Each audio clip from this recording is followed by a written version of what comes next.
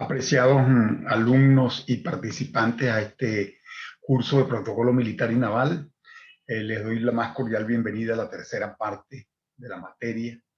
Ya hemos visto en la primera parte todo lo que es de dónde vienen las Fuerzas Armadas y quiénes son los militares, cómo es esa organización, cómo está estructurada.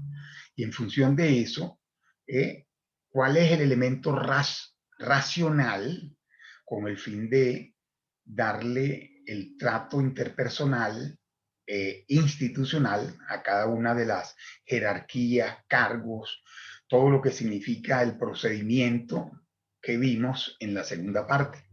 En esta tercera parte vamos a ver un protocolo naval que es muy específico, el ceremonial marítimo venezolano, y que envuelve el conjunto de prescripciones que están contenidas en un reglamento, el manual del ceremonial marítimo, que someten a buques, puertos y fortalezas a tributar honores, testimonios de cortesía a las altas personalidades oficiales o simplemente para tributárselo entre los buques cuando ellos pasan cerca, cuando está entrando un buque y hay una fortaleza a la entrada de ese puerto, de manera pues que se rindan los lineamientos protocolares nacionales e internacionales que están contemplados en el protocolo naval.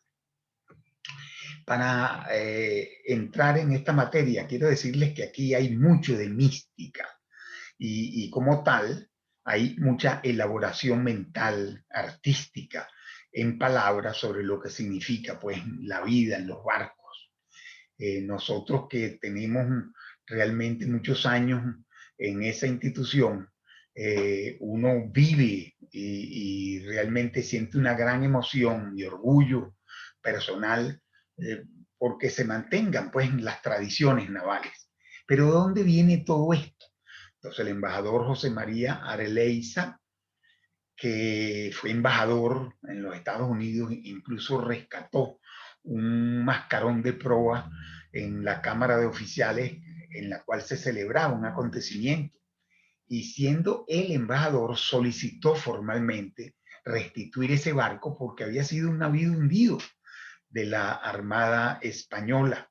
Y esto pues causó una gran conmoción, pero sin embargo, en el tiempo, los mismos oficiales de la Armada norteamericana comprendieron que es la querencia que se tiene sobre los barcos. Son ciudades móviles, cambiantes, que se adaptan a los climas. Y decía él que vencen los elementos naturales como a las olas y los vientos para alcanzar el rumbo y el destino deseado, enfrentándose siempre ese barco a todos esos acontecimientos. La nave de guerra tiene la más ceñida personalidad que la del tráfico mercantil, porque sus hombres están muy ligados a las tripulaciones con una conducta en el marco de una ética profesional y desarrollo profesional que está como muy atado al honor, a las tradiciones, a los códigos que inspiran dentro de los buques. Y si la institución no prevalece sobre el significado de esa vida de los buques, lógicamente la historia se rompe. Hay un cercenamiento de la estructura lógica del pensamiento cuando se va desarrollando y no nos ocupamos de las tradiciones.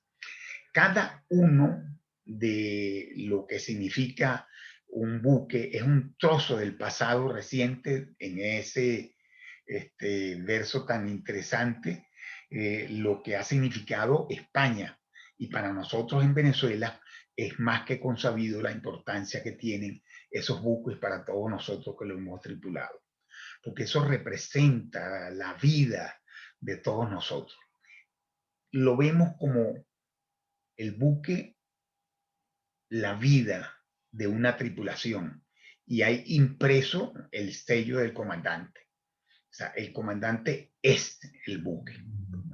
Entonces, nuestros buques de guerra son centinelas, patrullábamos constantemente el Golfo de Venezuela, todo lo que significa la fachada atlántica, en nuestra Guayana Esequiba, todas las áreas de puntos de encuentro, y manteníamos control del tráfico marítimo. Visualizábamos aquellas violaciones al derecho internacional e inmediatamente interceptábamos y capturábamos embarcaciones que incumplían con todo esto. Pero había esa deferencia hacia los buques que uno iba a abordar. El trato interpersonal era elevado, incluso en el momento más difícil que yo tuve en mi carrera, como fue en el encuentro prácticamente táctico que se iba a realizar en el Golfo de Venezuela por la penetración estratégica de la Armada de nuestro país hermano Colombia. Ese comandante de ese barco, que fue el Caldas, cuando se logró hablar por un medio, porque nosotros lo teníamos iluminado con radares, para lanzarle un misil en caso de que no se saliera cuando el señor presidente dio la orden, sus palabras fueron unas palabras de decencia en el marco del protocolo naval, el buenos días, buenas tardes, señores oficiales, aquella deferencia en el trato interpersonal, lo cual asegura un comportamiento entre vencedores vencidos de decencia. Y de eso se trata el manual del protocolo y ceremonial naval. Ese manual ha venido con el tiempo siendo sometido a algunos cambios, pero en su estructura permanecen los lineamientos normales. Su finalidad es establecer las normas y procedimientos que rigen en las diferentes actividades que se realizan en la Armada, de acuerdo a usos y tradiciones. Fíjense bien la importancia que tiene, porque todavía, y a pesar de cualquier cambio ideológico que se piense que tienen las instituciones, utilizan unos términos los cuales nos liga a la institucionalidad. Usos y tradiciones navales. En las relaciones nacionales e internacionales, procediendo organizadamente a los actos a efectuarse con respecto al protocolo, precedencia, ceremonia y cortesía naval. Esto es muy importante. El manual de ceremonial marítimo está integrado en 7 capítulos que permiten realmente entender el significado de los barcos, cómo es el reconocimiento en ellos, cómo es el saludo a la voz, cómo es ciertas identificaciones que se tienen en insignias, banderas, gallardetes, que son símbolos hacia el grado, los honores militares y navales que se materializan para el saludo, para la deferencia hacia el pabellón nacional, nuestra bandera y escudo nacional, hacia los símbolos que se tienen en la Armada y esas ceremonias más importantes, que son realmente bien estructuradas y que indican la disciplina, el profundo arraigo del sentido de pertenencia, el sistema completo que se establece en las instituciones para mantener todo lo que son las tradiciones.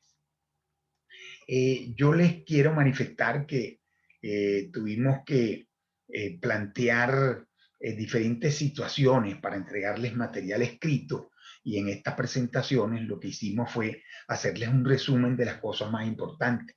Por ejemplo, les pasamos contenido, finalidad y definiciones de este manual de ceremonial. El pabellón nacional y el escudo de armas, cómo es el tratamiento, cómo es la escolta de bandera en la escuela naval, en la escuela de suboficiales, en los buques de guerra. Nuestros buques de guerra tienen su escolta, y cuando hay ceremonias, esa escolta va escoltando el pabellón nacional y se les rinden los tributos correspondientes. Asimismo, a las autoridades, todo lo que significa el uso del himno nacional en cada uno de los establecimientos navales, la marcha épica de la Armada, que es nuestro himno, cómo son los estandartes, los pendones, los reconocimientos, si hay una autoridad a bordo, cómo se identifica que está esa autoridad allí, cuáles son las normas de las insignias. Un comandante, yo fui comandante general, comandante del escuadrón, y cuando yo llegaba a un buque del escuadrón de fragatas, simplemente me izaban la insignia del comandante del escuadrón de fragata. Y así sucesivamente, cuando no tengo el cargo, pero tengo la jerarquía, hay insignias de capitán de navío, de insignias de almirante, etcétera, etcétera. Los gallardetes, que son realmente el tributo al reconocimiento de ciertas especialidades, de ciertos estándares de comando, el saludo a la voz, que es el saludo que hace el barco con otro barco o con una fortaleza cuando uno entra o sale de un puerto. Ese saludo a la voz es una de las ceremonias más bellas porque está toda la tripulación a lo largo, en todas las loras del barco, de proa a popa. Ellos se colocan en posiciones importantes, uniformados con el uniforme número 2, que es el blanco cerrado, las escoltas cerca donde está el portalón, y allí se hace un saludo que corresponde al honor que hace el barco hacia otras entidades. Las salvas, cañones que se disparan tantos cañonazos para saludar a la autoridad del puerto que tiene tal y tal rango. Los honores que se rinden a la autoridad, honores al cargo, a la jerarquía, a las especialidades, las fiestas nacionales, cuáles son y cómo se empavesa un barco. Otra de las ceremonias bellísimas de cada barco. Van de proa a la cofa y de la cofa a la popa con la bandera internacional del código de señales desde alfa hasta Zulu, la última letra. ¿Cuáles son las estructuras de las ceremonias más importantes? Una transmisión de mando del comandante general, los actos que tienen que ver con el aniversario de las unidades, el acto especial como la cena formal, otra ceremonia que me encanta porque realmente se rinde tributo a la cortesía naval, a la deferencia hacia, por ejemplo, el oficial uniformado con todos sus estándares que corresponden, con un frac naval, en una cena, donde se coloca el comandante, dónde está el oficial menos antiguo, dónde está el segundo comandante en una mesa redonda, por ejemplo, o en una mesa cuadrada, donde se coloca la tercera autoridad, cuál, si van las señoras, nuestras gaviotas, cuáles son los puestos que les corresponde. Y al final viene todo lo que es discurso, cortesía naval. Les coloqué allí, destaqué las tradiciones navales, son la base esencial del desarrollo de esas instituciones. Una cosa que nos encanta a los marinos cuando llegamos a puerto, cuando vamos a alguna reunión, es el brindis naval. Y allí el famoso brindis naval. Algunos términos navales para que ustedes se relacionen. Y por último, el himno de la Escuela Naval y el alfabeto internacional con banderas y gallardete.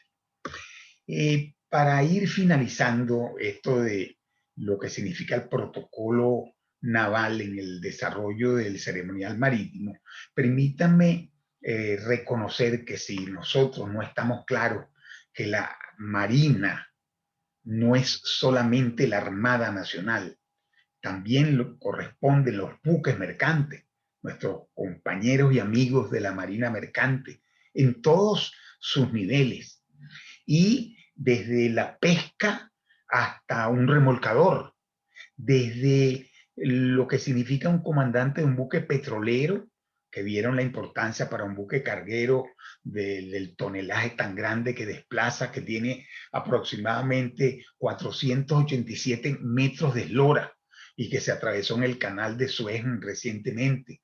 Bueno, esos son indicios de la importancia que tiene el profesionalismo de los hombres de mar.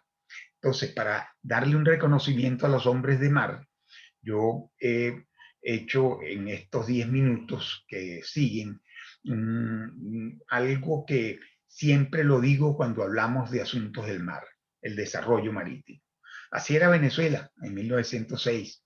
El nuevo derecho del mar nos dio la oportunidad de ver otra vez a esa otra Venezuela y no recordar como perdido todos esos territorios, seguir luchando, sobre todo el territorio de la Guayana Esequiba, que es tan nuestro como lo es Caracas, pero por incidencias de algunas personas que trabajaron en la delimitación de esos territorios, lógicamente que nosotros debemos ir ante la Corte Internacional que así nos los exigieron y reclamar lo que es nuestro. En fin de cuentas, Venezuela es un país marítimo. Si tenemos claro que ese otro país rebatible en el mar tiene territorio acuático, pero que tenemos que desarrollar. Y eso es el desarrollo marítimo. Venezuela está condicionada por sus leyes y reglamentos sobre el uso del mar, pero también se rige por una serie de convenciones. Aunque Venezuela no ha firmado la mayoría de ellas, pertenece en la Organización de Naciones Unidas para ciertos efectos de la aplicación de ciertos capítulos en la delimitación de aguas marinas y submarinas en esa Convención de las Naciones Unidas sobre el derecho del mar, en la contaminación, por ejemplo, en asuntos del tráfico marítimo, y tenemos hasta representantes en la Organización Marítima Internacional. Es muy importante conocer sobre esto, porque el desarrollo de la marina mercante se nos muere en las manos. Estamos dando espaldas al mar, como decía un distinguido almirante de nuestra armada y que también fue un hombre que pensó y desarrolló elementos necesarios para estar siempre unido con nuestros compañeros de la marina mercante, Pastor Naranjo. Y el desarrollo de puertos. O sea, ¿cómo es posible que nuestros puertos estén en manos de personas que ni siquiera conozcan los puertos, que los cierren, que ni siquiera sea un elemento para poder visualizar cómo es algo de la carga, qué representa eso? No, tienen que cerrarlo con grandes muros. Uno ni sabe qué es lo que está pasando allí adentro. El desarrollo de puertos realmente nos daría muchísimas posibilidades para desarrollarnos a muy corto plazo. El desarrollo de actividades conexas en los puertos. Ustedes se imaginan la cantidad de cosas conexas que son precisamente actividades para la administración privada, no de la pública. ¿Qué hace un gobierno en un puerto? O sea, aparte de lo que es aduana. ¿Qué hace un gobierno siendo agente naviero o consolidadores de carga o realmente metidos en diseño de puertos? Eso no puede ser. Eso nos inhibe totalmente para lo que es el desarrollo de puertos. Y así sucesivamente hasta llegar a lo que significa el desarrollo de esa industria naval potente, necesaria, o sea, activa, que permita la reparación de tantas toneladas que están pasando al frente de nuestro país. El desarrollo de la industria naval es una necesidad. Nosotros estamos desarrollando eso desde 1909 y sin embargo todavía tenemos la misma fosa para hacerle mantenimiento a barcos que no llegan a 25.000 toneladas. El desarrollo de la pesca, amigos, que hasta nos la cerraron en un momento dado. El desarrollo de las marinas deportivas. Amigos todos, este mundo del mar es sumamente interesante. Y si no hay reglas y normas por encima de un reglamento impositivo con asuntos penales, no. El derecho del mar, cuando hay el trato de gentes, ese derecho se convierte en una actividad normal de interacción personal, de cortesía entre las partes, de normas de etiqueta que deben ser desarrolladas para yo darle el puesto debido a la persona que tengo al frente en nuestro mar. Muchas gracias por su atención. Recuerden, ceremonial marítimo es profundización de los sistemas que tenemos de el protocolo y las tradiciones navales. Reciban un cordial saludo y mucho éxito para todos ustedes.